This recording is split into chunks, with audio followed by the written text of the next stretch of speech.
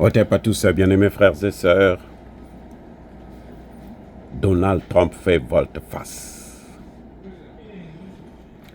Donald Trump recule. Il fait marche arrière. Eh oui.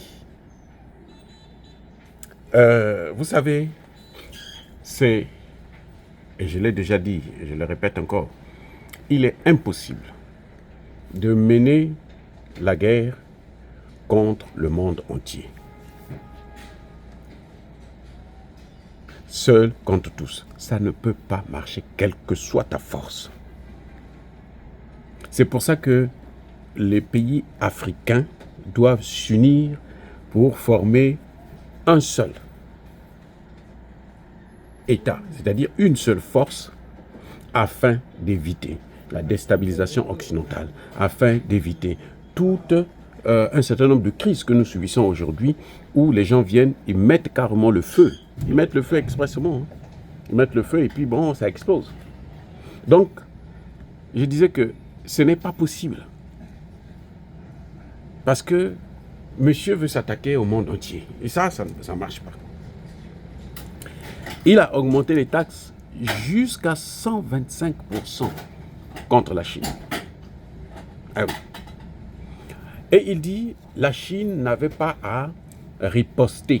La Chine devrait se calmer, devrait accepter le coup, devrait respecter les États-Unis, devrait se soumettre aux États-Unis.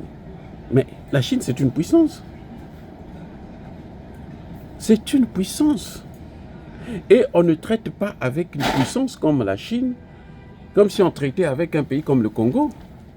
Ça, c'est pas le Congo. Ça, c'est pas l'Afrique, où on peut venir danser, et puis on repart. Encore que l'Afrique, aujourd'hui, de plus en plus, les pays sont en train de prendre conscience. C'est vrai, ça ne se fait pas encore voir parce qu'ils sont encore très minimes, mais ça est en train de venir. Donc cette situation ne marche pas parce que ça a bousillé toutes les bourses du monde entier. Ça a transformé tous les marchés. Et il y a maintenant, malgré le recul, parce que, en fin de compte, que dit Trump? Je recule, je garde les taxes à 10%, et jusqu'à ce que, pendant 90 jours, on suspend, et puis on va voir qu'est-ce qui va se passer par la suite. Et ça, ce n'est pas... Un chef d'État ne peut pas être là, il avance, il recule, avance, il recule. C'est comme s'il faisait du chantage aux autres pays. Et les gens ne sont pas là à se soumettre à ses balivernes, ses tracasseries, sa bassesse. Oui. Donc, ce qui se passe, c'est que, visiblement, il est obligé, puisque ça a bousillé, même ça avait des répercussions, même sur les États-Unis elles-mêmes. Je vous ai dit, n'oubliez pas que 50% des produits qui sont achetés ici aux États-Unis, qui circulent aux États-Unis, qui sont consommés aux États-Unis, viennent d'ailleurs. 50% au moins, sinon plus. Il n'y a plus d'industrie ici. Les petits boulots, là, il n'y en a plus. C'est devenu très rare. Il n'y a que des services. Mais dans l'industrie, dans les usines, là, il n'y en a plus. Et donc, visiblement, monsieur a tapé à côté. Il a gardé les sanctions contre la Chine, c'est vrai. Mais jusqu'à quand? Puisque lui-même, il dit qu'il faudrait négocier. Il apprécie Xi Jinping.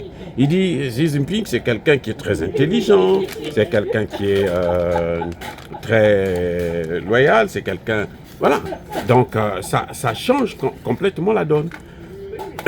Et qu'il est prêt à négocier. Et de l'autre côté, du côté chinois aussi, ils disent qu'ils sont prêts à négocier. Donc, visiblement, nous allons vers des négociations. Mais il y a un problème. C'est que Trump a terni l'image des États-Unis d'Amérique. Parce qu'il y a maintenant des pays qui se disent, mais attendez, avec celui-là, il y a l'incertitude.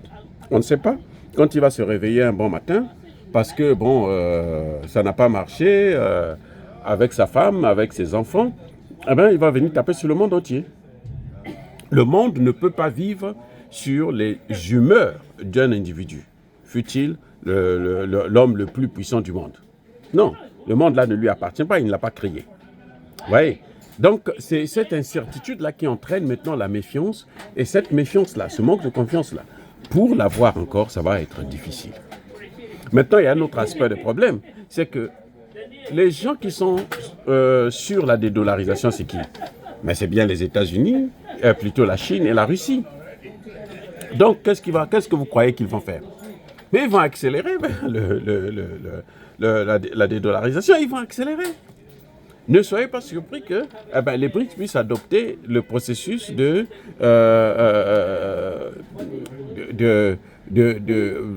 l'équivalent du SWIFT qu'ils sont en train de mettre en place pour remplacer justement le SWIFT américain et ne plus utiliser le dollar. Donc nous allons visiblement vers cette confrontation, l'accélération. Alors que la meilleure méthode, ce serait d'adopter le profil bas, de négocier avec les États, comme il avait commencé avec la Russie. Il devrait faire la même chose avec la Chine. Or, l'objectif finalement de Trump, c'était pas de négocier avec la Russie parce que la Russie c'est un bon pays, mais de négocier avec la Russie pour séparer la Russie de la Chine, pour éloigner la Russie de la Chine afin de s'attaquer directement contre la Chine. Et ça n'a pas marché et ça ne marchera plus. C'est fini. Il s'est trompé. Et puis la Chine est prête à l'affronter, la Chine est prête à les moyens, à la fois militaires et économiques, pour tenir face à cette, comment on appelle ça, guerre commerciale, face à cette punition à travers les taxes. Et puis voilà, vous avez vu que quand ils sont allés à 104, les Chinois sont montés à 84, ils sont montés à 125, les Chinois vont riposter aussi. À moins qu'ils négocient, mais les Chinois ne vont pas reculer. Ils ne vont pas retirer ça. C'est pas possible, ils ne vont pas retirer ça. Et de part et d'autre, il y aura des dégâts. Que ce soit aux États-Unis, que ce soit en Chine. Donc, et ça ne sert à rien que le monde puisse être victime de deux puissances, surtout d'une puissance qui veut dominer l'autre. Et il faut qu'un jour, l'Amérique accepte que la Chine est une grande puissance et peut-être même la première puissance économique du monde et qu'il faut assumer ça comme tel. Comme avec les Russes, ils ont fait la guerre, ils ont tout fait, ils n'ont pas pu. La Russie est devenue la première puissance militaire du monde et ça c'est inévitable et personne ne peut changer cela. Les amis, soyez bénis, abondamment bénis par le Dieu des Kémites et par nos ancêtres angélisés. Vive l'Afrique éternelle, j'ai dit et j'assume.